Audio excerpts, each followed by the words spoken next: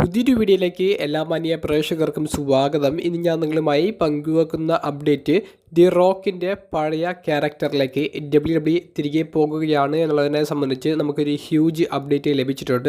അപ്പോൾ അതിൻ്റെ കൂടുതൽ ഡീറ്റെയിൽസ് ആണ്. അപ്പോൾ നമുക്ക് അധികം ദീർഘിപ്പിക്കാതെ നേരെ വീഡിയോയിലോട്ട് തുടക്കാം. ആറ്റിറ്റ്യൂഡ് എറ കാലഘട്ടം ഇങ്ങനെ തിളങ്ങി നിൽക്കുന്ന സമയത്ത് കുറച്ചു മാസങ്ങൾക്ക് വേണ്ടി മാത്രം ഹോളിവുഡിൽ നിന്ന് തിരികെ WWEയിലേക്ക് എത്തിയ റോക്ക് ഹോളിവുഡ് റോക്ക് എന്ന് പറയുന്ന ഒരു ഹീൽ ക്യാരക്ടറിന് തുടക്കം കുറിച്ചു.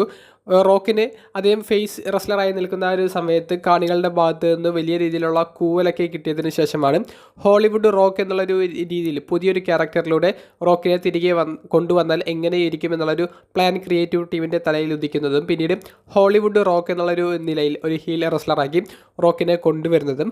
സാധാരണയുള്ള റോക്കിൻ്റെ ക്യാരക്ടറിൽ നിന്നുള്ള ഒരു വ്യത്യാസം എന്താണെന്ന് ചോദിക്കുമ്പോൾ റോക്ക് ഒരു ഹീലാണ്. അതുപോലെ തന്നെ റോക്ക് ഗിറ്റാർ എടുത്ത് അദ്ദേഹം ലൈവായി ഒരു മ്യൂസിക്കൽ പെർഫോമൻസ് ഒക്കെ ചെയ്യുമായിരുന്നു.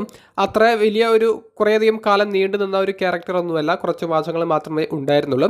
ആ ഒരു റോക്കിൻ്റെ കുറച്ച് ഇൻസ്പിറേഷനൊക്കെ എടുത്തുകൊണ്ടായിരിക്കും ഇപ്പോൾ തിരികെ വന്നിട്ടുള്ള റോക്ക് അദ്ദേഹത്തിൻ്റെ ഹീൽ ക്യാരക്ടർ വർക്കൗട്ട് ചെയ്യാൻ വേണ്ടി പോകുന്നത് എന്നാണ് നമുക്ക് അറിയാൻ സാധിക്കുന്നത്.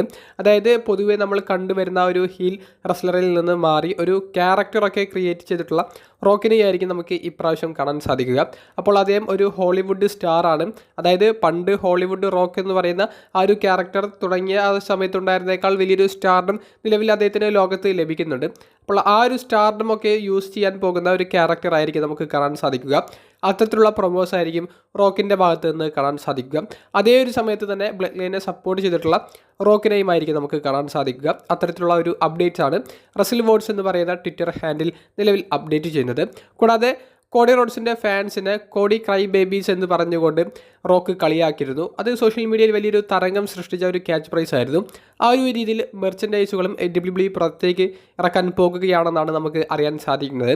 അപ്പോൾ ആ ഒരു മെർച്ചൻഡൈസിൻ്റെ ആദ്യത്തെ ഒരു വിതരണം മിക്കവാറും ഒരു ലൈവ് ഷോയിൽ വെച്ചിട്ട് റോക്ക് തന്നെയായിരിക്കും നടത്തുക. ഇത്തരത്തിലുള്ള ഒരു മെർച്ചൻഡൈസ് വന്നിട്ടുണ്ടെന്ന് പറഞ്ഞുകൊണ്ട് അത് മാക്സിമം കോഡി റോഡ്സ് എന്ന് പറയുന്ന റെസ്ലറിനെ ചൂടാക്കാൻ വേണ്ടിയിട്ടായിരിക്കും. അപ്പോൾ റോക്കിൻ്റെ ക്യാരക്ടർ ഇനി എങ്ങനെയാണെന്നുള്ളതിനെ സംബന്ധിച്ച് കൃത്യമായിട്ടുള്ളൊരു അപ്ഡേറ്റ് നമുക്ക് ലഭിച്ചിട്ടുണ്ട്. ഈ ശനിയാഴ്ച നടക്കാൻ പോകുന്ന സ്മാക്ക് ഡൗണിൽ അൺഡിസ്പ്യൂട്ടഡ് WWE ചാമ്പ്യനായ റോമൻ റെയിൻസും റോക്കും ഒരേ സമയത്ത് വരുന്നുണ്ടെന്നുള്ള ഒരു വാർത്തയും WWE നിലവിൽ സ്ഥിരീകരിച്ചിട്ടുണ്ട്. അപ്പോൾ നിങ്ങളുടെ അഭിപ്രായങ്ങൾ കമൻറ്റ് ബോക്സിലൊന്ന് രേഖപ്പെടുത്തുക. അപ്പോൾ അടുത്തൊരു വീഡിയോയുമായി കാണുന്നത് വരെ ബൈ.